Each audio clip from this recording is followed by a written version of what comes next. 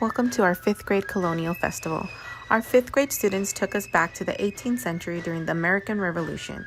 Today they will present historical figures and colonial dances.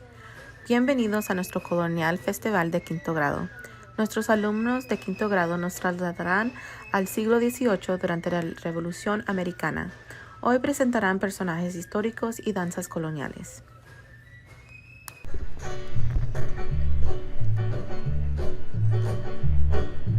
When I first came to this land, I was not a wealthy man. So I got myself a farm, I did what I could. And I called my farm Muslim Arm. Still the land was sweet and good, I did what I could. When I first came to this land, I was not a wealthy man. So I got myself a shack, I did what I could. And I called my shack, break my back, and I called my farm Muslim Arm. Still the land was sweet and good, I did what I could. When I first came to this land, I was not a wealthy man. So I got myself a horse, I did what I could. And I called my horse, lame of course, and I called my shack, break my back, and I called my farm Muslim Arm. Still the land was sweet and good, I did what I could. When I first came to this land, I was not a wealthy man. So I got myself a cow, I did what I could. And I called my cow, no milk now, and I called my horse, lame of course, and I called my shack, break my back, and I called my farm Muslim Arm. Still the land was sweet and good, I did what I could.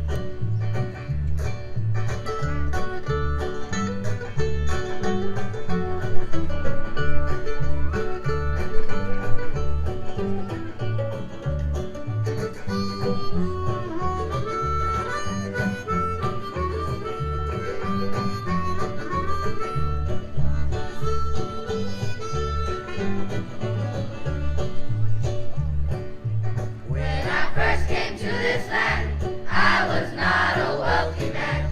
So I got myself a wife, I did what I could.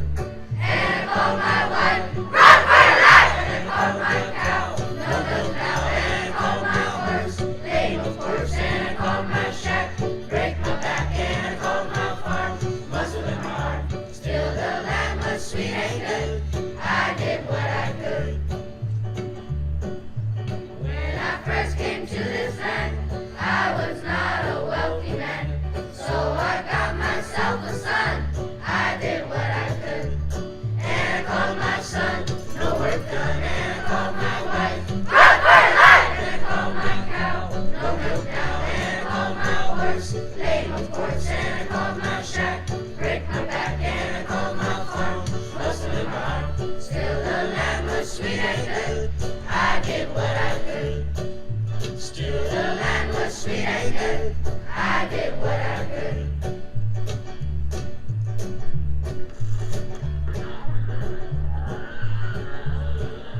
Old MacDonald had a farm, E-I-E-I-O.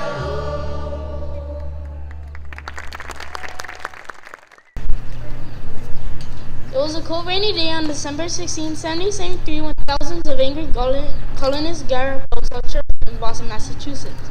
It was the first step toward our freedom, our great nation, the United States of America. Friends, countrymen, old England and crazy King George III asking for taxes on our favorite drink, tea. Why do we have to pay taxes to the old-fat Indian which is thousands of miles away? That's ridiculous! We need to do something about this. England has never done anything for us. Another way to take our money? Everything is taxed. No more taxes! Yes, tax newspapers are taxed. If we allow more taxes, they will take our money without giving us anything in return. I can't afford to pay a ridiculous amount of taxes. Me neither. I have a family to support. It's not fair. We need to take action. I think it's best if the ships go back to Britain with their tea. Tea on British ships must not land on American soil, because if it does, a tax will be due upon it. We must destroy the tea. Are you with me? Yes, yes, yes! We are the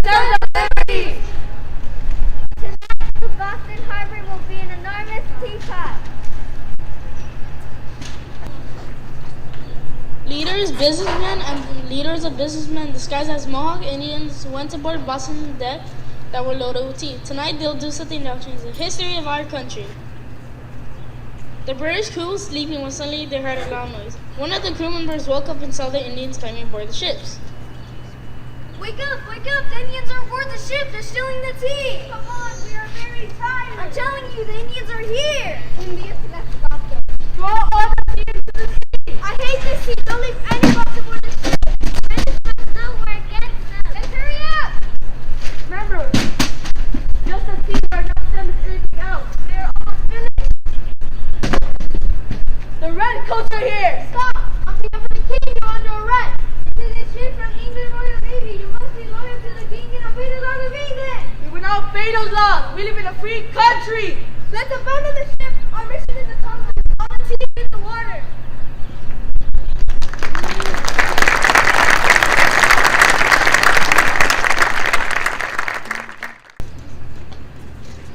President James Monroe, our last founding father, introduced us to the Monroe Doctrine during his 7th annual message to the Congress on December 2nd, 1823. The doctrine warned the European nations that the U.S. will no longer tolerate further colonization or puppet monarchs. According to the Monroe Doctrine, the European powers had to respect the Western Hemisphere. In 1865, the doctrine was revoked when the U.S. government applied diplomatic and military pressure in support of Benito Juárez, the Mexican president. This enabled Juárez to lead a successful revolt against the Emperor Maximilian. The Monroe Doctrine is best known as the best-known policy toward the Western Hemisphere. Buenos días, hoy voy a hablar de Elizabeth Griscom Ross, mejor conocida como Betsy Ross. Betsy Ross nació en enero 1 de 1752 en New Jersey. Se mudó a Pensilvania cuando tenía 3 años. Allí estudió en una escuela de religión Quake y aprendió costura, y allí se enamoró de John Ross. Se fueron porque la familia de Betsy Ross no lo quería porque él era de una otra religión. Se casaron y tuvieron un negocio de costura donde trabajaban para George Washington. John Ross murió y George Washington dio un diseño a Betsy Ross de una bandera de 13 rayas rojas y blancas, 3 estrellas con 6 puntas. Pero Betsy Ross dijo que 5 estrellas es más fácil que 6 estrellas porque es más fácil de cortar y coser. Y en 1776 ella terminó la primera bandera de Estados Unidos que se miraba así.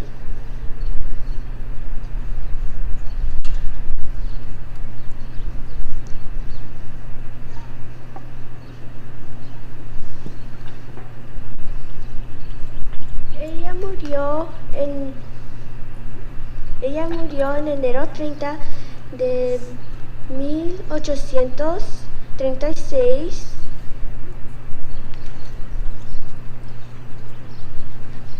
cuando estaba durmiendo. The Revolution War had begun. The colonies had already cut ties to England and established their own Congress, currency, army, and post office. On June 7, 1776, at Independence Hall in Philadelphia, Richard Henry Lee voiced a resolution that the United States ought to be completely free and all political ties between the two countries should be dissolved. Congress agreed and began plans to publish a formal Declaration of Independence. The Declaration of Independence is a statement adopted by the Continental on July 4th, 1776, which announced that the 13 American colonies regarded itself as independent states and no longer a part of the British interest. La guerra revolucionaria había comenzado. Las colonias ya se habían separado de Inglaterra y habían establecido su propio Congreso, moneda, milicia y oficina postal. El 7 de junio de 1776, en el Pasillo de Independencia en Filadelfia, un delegado llamado Richard Lee pidió al Congreso que oficialmente declarara la independencia. Él dijo que los Estados Unidos deberían ser completamente libres de Inglaterra y romper todos los lazos políticos entre estos dos países. El Congreso aprobó a Tom y pidió a Thomas Jefferson y a otras 4 personas que escribieran una declaración de independencia. La Declaración de Independencia es una afirmación que fue adoptada por el Congreso Continental el 4 de junio de 1776. Que declarara a las 13 colonias americanas como estados independientes y ya no parte del Imperio Británico.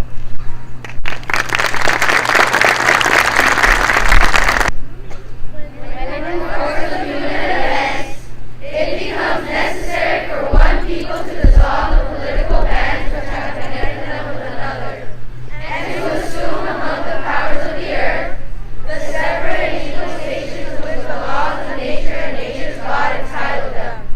A decent respect to the opinions of mankind requires that they should bear the causes which compel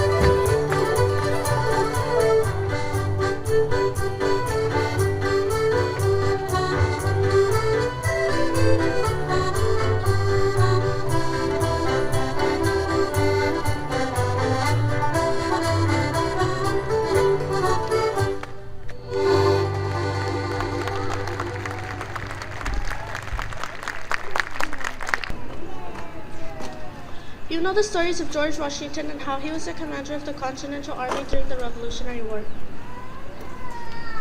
And Thomas Jefferson, the main writer of the Declaration of Independence. And Samuel Adams was a strong patriot supporter and tried to counter the disease to oppose England's rule.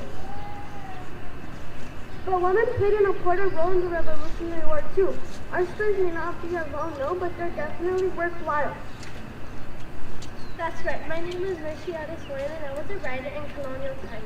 When King George started overtaxing us and sending troops to Queen's House, I decided to use my writing skills to write plays and poems to make fun of those British laws.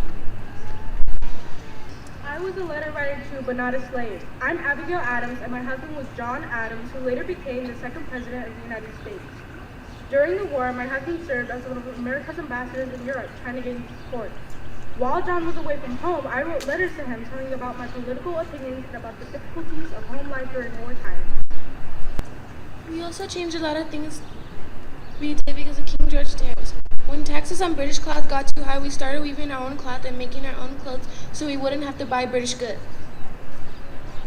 Some of us stopped drinking British tea for that reason too. I think we all did whatever we could to show our support. I'm Martha Washington, and even though I was raised in a wealthy home, I lived with the army at times, as I left home to follow my husband George and his troops. My name is Sybil Weddington, and I was only 16 when I rode 40 miles to warn a local militia about a British attack. That's twice as really well. But few people know about your story. Well, those that do know me call me the Game of Power Revere. I helped on the battlefield, and most people know me as Molly Pitcher, but my real name is Mary Cave. I brought water to the soldiers on the battlefield, which was a dangerous place to be. One time, a cannonball flew between my legs and tore a hole in my dress. Another time, my husband collapsed from heat exhaustion, and I took his place firing the cannon. I'm proud of all that we have accomplished, men and women together in the Revolutionary War. As Ben Franklin said, we must all hang together, or most assuredly would hang separately. Thankfully, we did stick together, and with all of our help, we were able to become one new nation.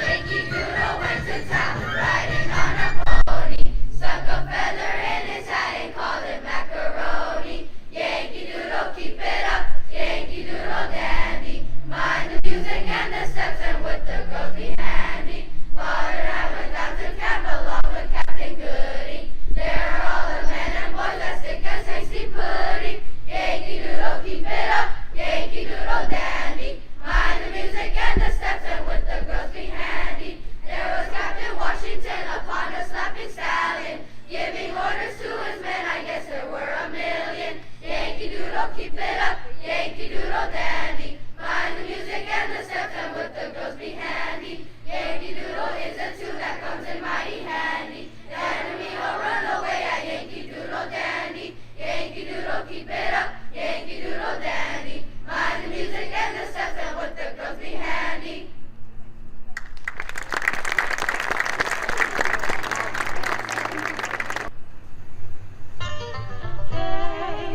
Do you know about the USA? Do you know about the continent?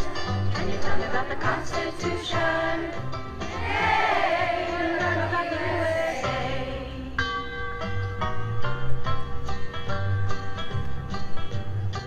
In 1787, I'm told our founding fathers did agree to write a list of principles for keeping people free. The USA was just starting out, a whole brand new country, and so our people spelled it out, the things that we should be. those principles down on paper and called it the Constitution. And it's been helping us run our country ever since then. The first part of the Constitution is called the Preamble and tells what those founding fathers set out to do. We the people, in order to form a more perfect union, establish justice, ensure domestic tranquility, provide for the common defense, promote the general welfare, and then secure the blessings of the liberty to ourselves and our posterity, to ordain and establish this Constitution for the United States of America. In 1787, I'm told our founding fathers all sat down and wrote a list of principles that's known the world around. The USA was just starting out a whole brand new country, and so our people spelled it out. They wanted a land of liberty, and the preamble goes like this.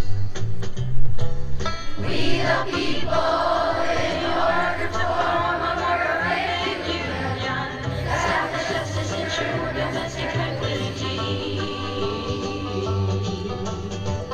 provide for the common defense, promote the general welfare, and then secure the blessings of liberty to ourselves and our posterity, ordain and establish this Constitution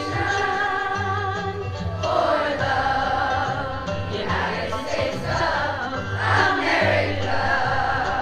For the United States of America.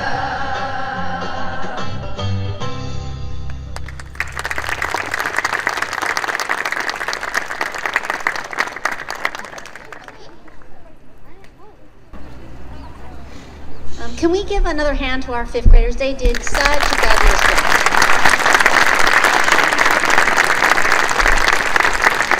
Thank you. I'm sure you can hear me. Because of all the rain, we didn't have a lot of time to get them all together and practice with the sound system, but they worked so hard to get their lines down and everything, and we are so very, very proud of them. We just want to thank them all for all their hard work, for coming early this morning and helping us set up for you guys. We want to thank all the parents who texted us and tried to make sure their kids were ready and dressed for this. I want to thank Mrs. Viejo, who is our new fifth grade teacher, and she just jumped in feet first last week and joined our craziness and did such a great job, and really appreciate her flexibility and willingness to join in. Mrs. Vega of Dallas, we're really happy that you were able to come and join us on this beautiful day and celebrate our U.S. History unit. Thank you.